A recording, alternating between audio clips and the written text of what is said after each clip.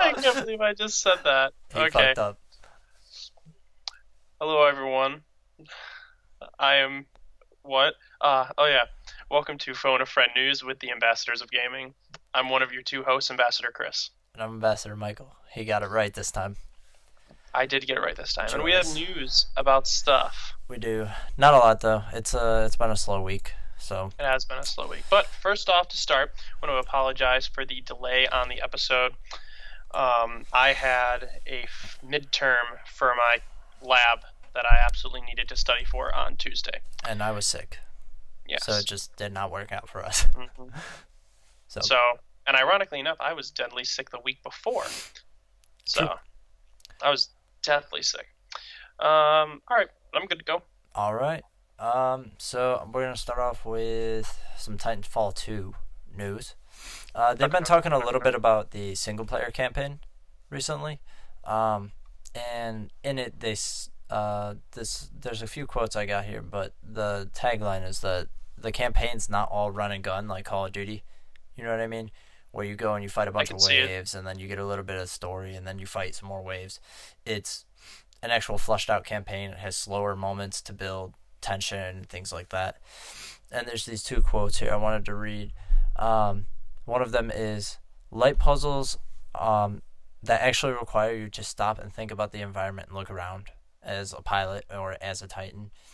And then the second quote, referring to the relationship between the pilot and the Titan, is that because we want to build a relationship between you and BT being the Titan, we often do things where we split you guys up. So there will be sections of the game, the campaign, where I assume you will play as just the Titan or you will play just as the pilot. Like you'd play as the AI. Yeah, well, the AI would work for one of them, I assume, part of the time, but then there will be times where you're just the pilot or you're just the Titan, I assume. My assumption would be you're just the pilot and the Titan's off doing its own thing. Or like it can't get into a small area or something like that. You know what I Yeah. mean? So that's interesting. I like how they're trying to build a dynamic relationship between the pilot and the Titan. I think that's pretty cool. Um, the next thing we got here is Cuphead has officially been delayed until 2017, which is a bummer. You remember Cuphead? No, It's uh, it's not kind of in personally. the art style of Steamboat Willie. Like it's got an old cartoon kind of style to it, and Okay. it's a shoot. It's a it's a retro jump up and down. Originally, it was just bosses. They updated it, and because people were complaining, they wanted something more like Mega Man, where it had a stage than a boss, Yeah. platforming than a boss. And so they've gone in and started that. And I assume the reason for the delay is when they first showed the platforming, it was not very good. Um, Hmm. so they're I can see probably that. going in and flushing it out because the original idea was just boss fights. And I did play it at PAX when I went, and it was really fun. Just the boss fights. I hadn't played it with the platforming, so I don't know how that is. From what I've seen, it didn't look like it was very good. You see, I feel like platformers, especially ones that are emulating Mega Man, have it a little tougher. You know Yeah, what passed for entertainment and really really fun games back then isn't exactly the same as exactly. right now. Like Mighty Number Nine was awful. I'm sorry. Yeah, I did not enjoy Mighty Number Nine in the slightest. It no, was just it just didn't have the magic Mega Man did. Like, and I played yeah. one I through can. That is a really six. good way to put it. I just I played it and I played it at first. I just put in the game just because I was like, okay, this is gonna be cool. And I played the first level, didn't really care. I got through the second one, still didn't really care. And then around the third one, I just kind of stopped. I was like, man, this is Just not fun. yeah, it's just really not fun. And that whole needing to spin or whatever to kill enemies Yeah, you have was to dash through them. It's a pain in the ass. yeah, it was. But the point I'm trying to make is that um, Nostalgia isn't with always for the best. nostalgia only goes so far. Yeah, It's good on paper. It's a good idea on paper, but it doesn't always work. So yeah, the fact that they're changing up the platforming formula, let's hope it's for the better. yeah. Well, they didn't say it was because of the platforming. I'm just under the assumption it is because Did they you just. enjoy it when Yeah, you played it? I enjoyed it when I played it during PAX, and it was just boss fights. It was still that was before they had gotten the feedback and they decided, we'll do the platforming. Um, it's really fun, but it's also like Mega Man in the fact that it's really, really hard. Like, not bullshitty hard, but it's like if you fuck up, you pay for it pretty It's harshly. punishable. Yeah. So I mean, it's fair, but it was fun. I like the art style is probably the most interesting thing about it, but it is really fun to play. Somebody when I had posted it originally said that they hope for because there is co-op, but it's only local co-op at the moment. They're hoping for online co-op. I don't know if that will really matter. It seems like they compensate for the co-op with the health of the boss. You know what I mean? They up the health of the boss when it's co-oped. So, but we'll see. I assume again that the reason for the delay is the platforming, them flushing it out Yeah, I because can it see didn't it. look very good when it first showed up, which is a shame because it looked really fucking good when you just played the boss fights. And I'm afraid that like them trying to please people is gonna like fuck their game up. But we'll just have to wait and see. Their goal is for mid 2017, so probably like summer. Um, Okay. the second piece of news is Red Dead Revolver, the original Red Dead game, is on PS4 now as a PS2 classic. It's a prequel to Red Dead Redemption. I never played it. I don't plan on playing it because I don't have time to go back and play old games like that anymore. Um, Red Dead Redemption. That was Red Dead so fun. Redemption is a very good game. Red Um, Dead Redemption was the game. really looking forward to a sequel, hopefully soon. That would be nice. Um, but yeah, that's on there if you want it. You can go get it. Um, so recently, Rise of the Tomb Raider was released on PS4. The time of the exclusivity with Xbox is over, and as most people know, Tomb Raider originally debuted on the PS1. So the marketing team put together some uh, jewel cases like the PS1 had of Rise of the Tomb Raider, and with different art and the original PlayStation logos and stuff. It's really fucking cool. Um, I'm gonna put up all Oh the images in yeah. here. I sent it to you so you could see what I was Yeah, talking about. that's But as far as I've read into it, it's just for press right now, um, which is a bummer because I'd really like to fucking buy one. I wouldn't even right. play it. I would just buy it to put it on my shelf. I'd pay $60 to put that on my shelf, and it's just a cool idea. It's a cool So collectible. yeah, but I'll throw those up here. You'll see them. You'll know what we're talking about. Um, the last piece of news is Sony just can't handle shit. Gravity Oh no. Rush 2, PS4 exclusive, is being delayed until January 20th, 2017. And the reasoning for this is to be assumed that it was originally going to be released in the same week as The Last Guardian, um, which is really bad because The Last Guardian comes out that week, a PlayStation exclusive. So Gravity Rush 2 was going to come out that week, PlayStation exclusive, and then Final Fantasy 15 comes out that week. And Final Fantasy 15 is basically going to wreck everything that week. Yeah. So just get the fuck out of the way. You know what I mean? And they can't delay Last Guardian again, or they're just going to get made fun of. Right. So at least this one makes sense. Didn't stop the Mighty Number 9 team from delaying their game True. several times. I was really bummed Bloodstain got delayed too. Bloodstain looks really fucking good, but at least if the game comes out and it's fucking good, I'm cool with that. So, but with the Gravity Rush 2 delay, there was going to be a premium DLC.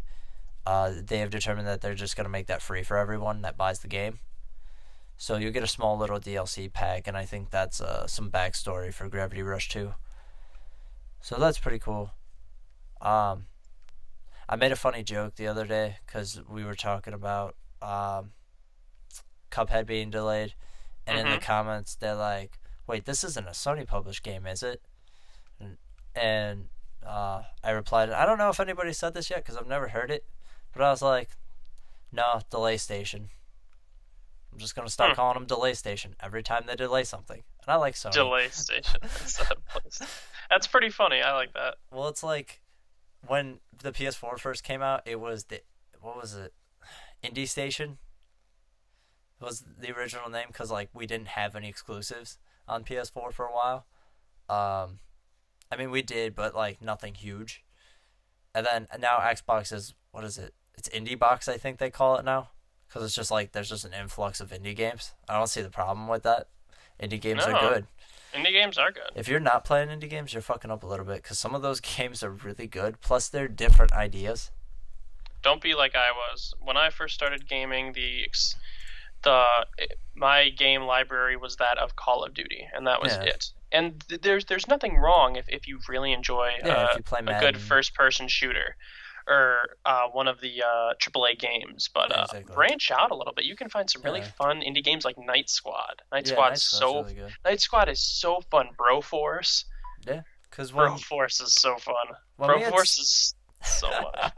when we started this, you had just been traditionally Call of Duty, Halo, Hmm. the yearly shooters, and you were just resistant a little bit. You're like, I don't know, because you have the Even when it came to Destiny, I was yeah. very reluctant to even try Well, Destiny. well, you were just you fit in your box, and I tried to push you out of that just a little bit, just so you could see what's out there, and then I was like, if you don't like it, you don't have to play it. But I do recommend, we've gotten to the point where most people know, in at least hardcore people definitely know that indies are a great source of, they're cheaper games, they're a little bit smaller, but they can provide great experiences. So, And you get an influx of them every month oh yeah, we get a shitload of them. on both of the Xbox and the PlayStation. You get all of those the monthly free games. Like check them out. At least check them out. They're free. Yeah, Like you've nothing except a few minutes of download, depending on how big they are. If they're exactly. indie and they're low res, it probably won't take too long to download. Yeah, especially the 2D ones. Yeah. I do want to make one point here real quick. Excuse me. It's really helpful too for indie devs. Do you know Jim Sterling? Or no?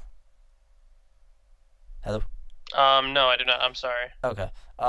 He has a YouTube channel and he's been a personality for a while. He does a show called The Jimquisition. Anyways, so he has That's a good some name. significant pull, in terms of popularity and a following and that kind of stuff. And he found this game on the PlayStation Store called Valley, and like nobody had heard of it. Like it wasn't getting any publicity or any press. And he made a video about it because he's like, this game's actually like really cool for an indie game, and it was really fucking pretty. Like normally you see indie games and they're pretty good quality, but this was like the textures were just fucking awesome looking, and the controls were really good and everything. And he pointed it out, and he's like, people check it out, and it was fucking hilarious because I saw his video first, and then after that, IGN, Kotaku, Polygon, all the major sources were putting up articles about it. Yeah. And that's really cool to see because then those guys, especially when it comes to Twitter, because Twitter can be a BuzzFeed of a lot of bullshit, but it can also be really personal. Like for example, those developers reached out to him and they were like, "Thank you so much for like getting our game a little bit of spotlight. Like that's awesome because we were, they weren't struggling, but like they hadn't had a They lot of weren't publicity." exactly doing well either. Yeah, exactly. Well, they just didn't have any publicity. Nobody had wanted to touch it, and then he just kind of like, this looks like a cool game, I'm gonna make a video of it, and then it just blew up. And that's just kind of how it is for good indie games. So Yeah. if you do see a good indie game, let people know about it. Those guys could use the money. They're not backed, like whatever money they make off the game, that's usually their living. So Yeah. They're not rich. no. So take that into consideration. Play some indie games this week. PSVR comes out this week. I'm excited. Only 2 days till I get my headset. For some reason, I couldn't get it on launch. GameStop's not sending to me until Friday. So, I'm going to do probably an unboxing of it Friday, but then I'm going to review it over the weekend. So, I'm going to sit down and actually play it for a couple hours, play through a couple games. Because a lot of what I hear is motion sickness and stuff like that. And I don't get motion sickness ever. I get car sick. I get Yeah. car sick something fierce. Most people do. That's why I'm interested in trying it out. I don't get motion sick. I get uncomfortable around the feeling of G-forces. But when it comes to like, I can turn my head like this and spin in this chair for a half an hour and I won't get, like, I'll get dizzy, but I'm not going to vomit. So I'm interested to see how that works. That's the main reason why I bought it, is because I have a high resistance to motion. So I am kind of pissed though, because what I've been reading is you need more space, which means I got to reorganize this room so that I have room for the fucking headset to work. So This kind of console strikes me up as a setup and tear down kind of thing. Like you don't leave it out. yeah, And well a lot it's of places, especially gamers like us, where we don't have a yeah. lot of space, we Well, it'd kind of be just fine at your house. You have enough room in your living room that it would be okay because you need about 4 square feet, so yeah. four You by could four, even and you'd probably be all right. Some games yeah. it's 6 by 6, but like my room in totality is probably only like 15 by 20. So I got to work some things around. We'll see, but Well, it's meant for a living room. yeah. So it's like Vive. I'm not gonna buy. I wouldn't buy a Vive Yeah, because but Vive sucks because, yeah, or no, it doesn't suck. But one of the things about Vive is that there is no setup and tear down. Like when yeah, you set it up, that's where it yeah, goes. exactly. You Your gotta like, Vive is taking up that room. yeah, you've Like, gotta like screw stuff in like special border cameras hmm it's up very everywhere. intricate. Yeah. So, but yeah, so we'll do a review of that this week. We're working on some other ideas. I also got to plug all our bullshit, so give me a second here. We're on Facebook, facebook.com/ambassadors of gaming, twitter.com, Ambassador. Twitter Sorry. at ambassador of gaming, Patreon, patreon.com/ambassador of gaming, SoundCloud, and then YouTube. Your SoundCloud and YouTube is ambassadors of gaming. Um, we've been doing pretty well on SoundCloud. People like listening to us on SoundCloud, so thank you. I appreciate you. Yep, I encourage you guys to check on SoundCloud, even if it's not for the YouTube channel. I mean, because I get it. You Mobile don't data, you don't go on YouTube just to watch people talk. yeah. Like you So like pictures, you like demonstrations, and just two guys sitting at a desk is not all that exciting. So, yeah. however way you want to hear us, just Well, that was my consideration when we started SoundCloud was I understand a lot of people listen to a lot of podcasts on their phones, and a lot of people have data caps. So, you know, our the SoundCloud file of this will only probably be about 50 to 60 megabytes, and this video will probably be 1 to 2 gigs. So it's a right. significant difference. So I got you covered. Oh, That's it with our plugs and shit. We're done. all right. We'll see you I'm next week. Ambassador. I'm Ambassador Chris, I'm Ambassador Michael. and we'll see you next time. Okay. Okay, goodbye. Bye.